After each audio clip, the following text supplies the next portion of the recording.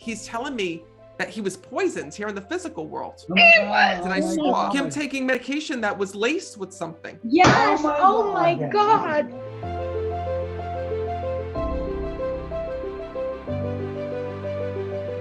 First of all, there's a couple different souls that are here and with you. So Rose, first of all, your father passed. So know that he's stepping forward because I see him right behind you when I'm connecting, letting you know that he's here. And first of all, when I'm connecting with your father, there was no doubt this was your father because he looks just like you on the other side when I'm connecting. Like you and him, I'm looking at pictures and he's like, oh my God, Matt. He goes, look at me, look at my daughter. And he's showing me the similarities between you and between him. Your father that's here, your daughter is here as well. I got to tell you that your dad says to me that he's been watching over you because he tells me you've been stressed over your health. Not really. I've been upset because my daughter passed away. Well, he's telling me, first of all, your dad is here for a couple different reasons. Your father says to me that you need to stop stressing yourself out because when I'm connecting with him, he tells me you've been having stomach issues recently.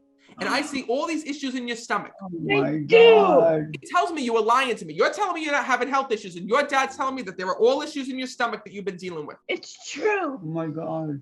Your father says to me, he goes, Matt, you need to tell her it's because of the fact that she is stressed every single day and she hasn't been up and moving. He tells me you sit in that house all day long. He says she hasn't been out and moving. She hasn't been out going to different places. He says she's been so depressed. So know that your dad is saying to me, listen, you might be concerned about your daughter that's on the other side, but she's there with your family. Your dad is concerned about you. He says to me, Matt, she needs to stop holding on to all this stress and all this pain. You know, sometimes pain and stress and all these things we hold on to, especially grief, you know, can manifest itself in different ways. And that's why you're having those stomach issues. And your dad is more importantly concerned about you having an ulcer. So be careful, okay? Because when I'm connecting with him, he says to me, you know, because of all that stress, you could cause this. He says to me, first of all, your daughter's here. And she was just young when she had passed here in the physical world. Yes. He goes, please let her know that she has not gotten any older on the other side.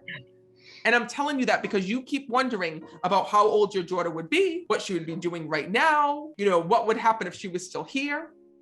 Your dad says to me, she's here, she's with me. But he's bringing me through her passing and what had happened. And when I'm connecting with her, okay, right away, I kept feeling your daughter being unconscious here in this world. And she talks about not being able to breathe. So when I'm connecting with her, what happened? It almost feels like suffocation because she keeps telling me I couldn't breathe, and I just died. She had a heart operation. Okay. She didn't make it. So that's why. So she was unconscious during the surgery. Yes. No wonder why. She's stepping forward because she says to me about them trying to put her on either life support or some type of thing because I felt a tube going down in her. It's true. It's true. Your daughter says to me that there's a lot that you need to know. Okay. And the first thing is that she tells me that she had this issue for quite some time. Yes. She tells me she was born with this. She tells me that this was a ticking time bomb within her and that literally, it didn't manifest itself or it didn't cause a problem till later on. So in other words, I see that with this issue with your daughter, it lied undetected for quite some time. Right away when I was connecting with her, I'm saying, well, what happened? And she's telling me that she used to feel out of breath here in this world. Yes. This was more severe than anybody thought. Yes. And what I believe, I don't know to be sure because I'm not a doctor, right? But what I believe is I think your daughter had a mini heart attack when I'm connecting with her. She shows me a piece of her heart that wasn't functioning or wasn't functioning properly, she's showing me.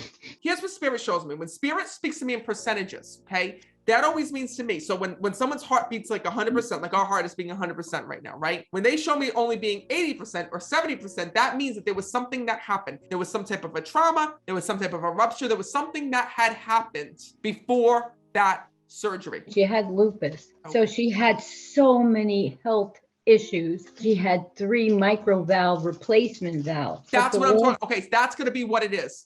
That's going to be what she's talking about.